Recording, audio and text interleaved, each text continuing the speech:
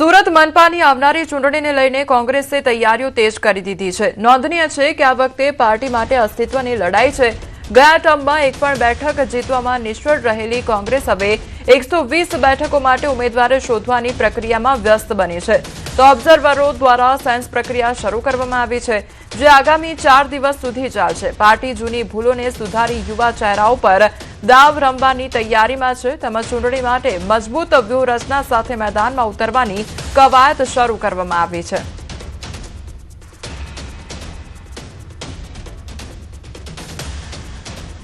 અત્યારે અમે દરેક વોર્ડના આગેવાનો અને ઉમેદવારો ઈચ્છુક જે ઉમેદવારો એમનું બાયોડેટા લઈ એમનું સૂચનો લઈ અને સાંભળીએ છીએ અને સાંભળવાની પ્રક્રિયા અત્યારે ચાલુ છે।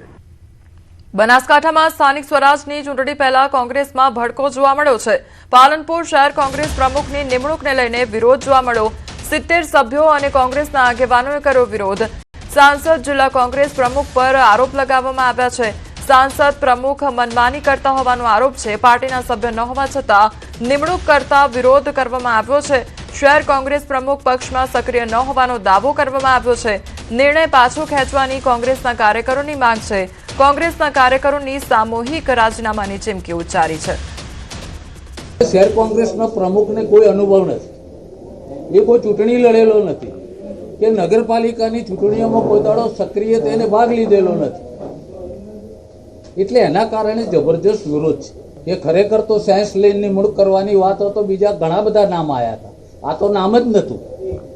પણ આપણા એમપી જ્ઞાનીબેનને બહુ લાગણી હતી આ નામ માટે, એટલે એમને આ નિમણૂક કરાઈ છે। અમારા આદરણીય પ્રમુખ શ્રી અમિતભાઈ, વિપક્ષના નેતા તુષારભાઈ અને જિલ્લા પ્રમુખ શ્રી ગુલાબસિંહ અને સાંસદ શ્રી જ્ઞાનીબેનને અમે અત્યારે મેસેજ દ્વારા અને અમારી કોંગ્રેસ કાર્યાલય અમે આ પત્ર જે સહીવાળો છે એ અમે મોકલી આપ્યો છે। હવે એમના તરફથી અમને જો કોઈ રિપ્લાય મળે છે અને કંઈક આ બાબતમાં ઘટતું કરવા માગે છે તો અમે બધા અમારે જે અત્યારે આ કાગળમાં અમે 70 જણની સહીઓ થયેલી છે એ અમે સાથે બેસી ચર્ચા વિચારણા કરીશું, કેમ કે અમારો એક આશય છે, કોંગ્રેસના હિતની વાત છે। એ જે એમને પગલું ભર્યું છે, પક્ષના જે કાર્યકરોની લાગણી દુભાઈ છે અને ખોટો નિર્ણય લીધો છે, એનો અમારો વિરોધ છે। ભલે આજે એ લોકો મારો વિરોધ અથવા તો ક્યાંક ને ક્યાંક દુરુપયોગી નામનો કરી રહ્યા છે અથવા તો સંકલન સાધવા જે મેન સંકલન સાધવાનું કામ જે છે હું કંઈક આગળ પાછું કરી રહ્યા છે, પણ મારો મુખ્ય ટાર્ગેટ જ્યારે પાર્ટી મને જવાબદારી સોંપી છે એટલે છે કે મારે તમામને સાંભળવા છે, તમામને જોડે રાખવા છે। આજે બની શકે એવું કે આજે લોકો મારો વિરોધ કરી રહ્યા છે અથવા તો નામની ચર્ચા થઈ રહી છે, કાલે એક લોકો અમારા જોડે કામ જોડે કરતા હોય, તો આ એક પાર્ટીનો આંતરિક મુદ્દો છે। કોઈ નાનો મોટો દરેક પાર્ટીની અંદર આવા વિવાદો નાના મોટા થતા જ રહેતા હોય છે પદ અને પ્રતિષ્ઠાને લઈને, તો હું પાર્ટીને હંમેશા સર્વોપરી માનું છું। ગુજરાત શિક્ષણ વિભાગ 2026-27નું બજેટ, ત્યારે શિક્ષણ વિભાગનું 63,183 કરોડનું બજેટ અને 95 સરકારી માધ્યમિક શાળાઓ શરૂ કરવામાં આવશે। 16 નવી સરકારી કોલેજની સ્થાપના કરવામાં આવશે અને દેશની સૌથી મોટી નમો લાઇબ્રેરી શરૂ કરવામાં આવશે। મુખ્યમંત્રી જ્ઞાન સેતુ મેરિટ સ્કોલરશીપ માટે 70 કરોડની ફાળવણી કરવામાં આવી છે, ત્યારે મુખ્યમંત્રી પૌષ્ટિક અલ્પાહાર યોજના માટે 592 કરોડની ફાળવણી કરવામાં આવી છે। જ્ઞાન શક્તિ રેસિડેન્શિયલ સ્કૂલ ઓફ એક્સલન્સ માટે 222.52 કરોડની ફાળવણી કરવામાં આવી, તો સરકારી કોલેજોને આદર્શ મહાવિદ્યાલય બનાવવા માટે 50 કરોડની ફાળવણી કરવામાં આવી। ગુજરાત રાજ્યના વર્ષ 2026-27ના કુલ બજેટ પૈકી લગભગ 15.48% શિક્ષણ વિભાગ માટે ફાળવવામાં આવ્યા છે, ત્યારે હું થોડાક એક જ શૈક્ષણિક સંકુલમાં ઉચ્ચ આદર્શ શિક્ષણ, ઉત્કૃષ્ટ શિક્ષણ મળી રહે તે માટે બાલ વાટિકાથી લઈ અને ધોરણ 10 સુધીનું એક સંકલિત શાળા એટલે કે કમ્પોઝિટ શાળાનું નિર્માણ કરવામાં આવશે, જે માટે 124.89 કરોડની જોગવાઈ કરી છે।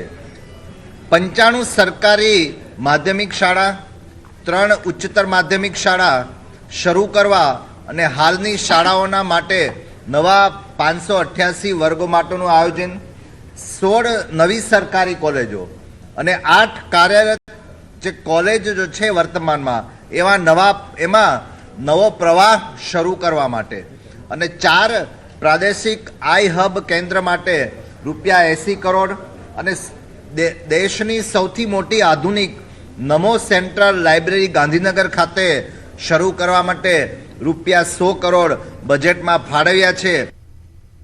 રાજ્યના આરોગ્ય ક્ષેત્રમાં વ્યાપક સુધારાઓ માટે આ વર્ષે મહત્વપૂર્ણ બજેટ ફાળવવામાં આવ્યું છે. પીએમજેવાય યોજનામાં 2.73 કરોડ નાગરિકોને આવરી લેવામાં આવ્યા છે. સુરત અને અમદાવાદ ખાતે મલ્ટી સ્પેશિયાલિટી હોસ્પિટલ માટે આપણે 500 કરોડની જોગવાઈ કરી છે. આ બે મલ્ટી સ્પેશિયાલિટી હોસ્પિટલના પાછળનો આજના તારીખમાં જે એસ્ટિમેટ છે એ લગભગ 2500 કરોડ ઉપરના છે. ચાલુ વર્ષે આપણે 500 કરોડની જોગવાઈ કરી છે. ઓબ્જેક્ટિવ એ છે કે ગુજરાતમાં રિજનલ લેવલમાં સુપર સ્પેશિયાલિટી હોસ્પિટલ્સ થાય, જેથી કરીને લોકોને સીધું અમદાવાદ ઉપર આવવાનું ના હોય અને સ્થાનિક લેવલમાં પણ આ સેવાઓ પ્રાપ્ત થશે. મુખ્યમંત્રી ભૂપેન્દ્ર પટેલ 19 માર્ચે પોરબંદર જિલ્લાની મુલાકાતે આવી રહ્યા છે. બપોરે 3 વાગ્યે તાજાવાલા હોલ ખાતે તેમના અધ્યક્ષ સ્થાને વિકાસ કાર્યોના ખાતમુહૂર્ત અને લોકાર્પણનો કાર્યક્રમ યોજવામાં આવશે. 19મી માર્ચને ગુરુવારના રોજ પોરબંદરની મુલાકાતે આવી રહ્યા છે. માનનીય મુખ્યમંત્રીશ્રીની અધ્યક્ષતામાં તાજાવાલા હોલ ખાતે બપોરે 3 વાગે જિલ્લાના વિવિધ વિભાગોના વિકાસના કામોના ઈ લોકાર્પણ તથા ઈ ખાતમુહૂર્તનો કાર્યક્રમ છે. આ કાર્યક્રમ દરમિયાન કુલ 29 કામો લોકાર્પણના કે જેની કિંમત થાય છે 93.11 કરોડ અને ખાતમુહૂર્તના 16 કામો જેની રકમ થાય છે 263.71 કરોડ. કુલ 45 કામો 356.82 કરોડના જેના ઈ લોકાર્પણ ઈ ખાતમુહૂર્ત થનાર છે. મહેસાણાના પ્રસિદ્ધ શક્તિપીઠ બહુચરાજી મંદિર ખાતે ચૈત્રી નવરાત્રિનો ભક્તિભાવપૂર્વક પ્રારંભ થવા જઈ રહ્યો છે. નવરાત્રી પૂર્વે ફાગણ વદ અમાસના પવિત્ર દિવસે મંદિરમાં માતાજીની સવારીઓ અને ગર્ભગૃહની વિશેષ વિધિ કરવામાં આવી. મંદિરના જગ્યાઓને એનું શુદ્ધિકરણ એક પ્રકારની વિધિ જેને આપણે પ્રક્ષાલન કહીએ છીએ, એટલે એક પ્રકારનું શુદ્ધિકરણ જે થતું હોય છે અને એ શુદ્ધિકરણ અંતર્ગત આજે એની ખાસ વિધિ જે છે એ કરવામાં આવી રહી છે. ચૈત્રી નવરાત્રીનો પ્રારંભ થવા જઈ રહ્યો છે એટલે ખાસ જોવા જઈએ તો આવતીકાલે જ માતાજીનું જે ઘટ સ્થાપન વિધિ છે એ સવારે 7:30 વાગે મંદિરના વહીવટદારશ્રી દ્વારા અને મંદિરના તમામ પૂજારીશ્રીઓના વૈદિક મંત્રોચ્ચાર દ્વારા માતાજીના મંદિરની અંદર જે છે ઘટ સ્થાપન કરવામાં આવશે. આવતીકાલે ઘટ સ્થાપન વિધિ યોજાશે. ત્યારથી ચૈત્રી નવરાત્રીનો પ્રારંભ થાય છે અને માતાજીના 10 દિવસ વિશેષ શણગાર કરવામાં આવે છે. લોકોને દર્શન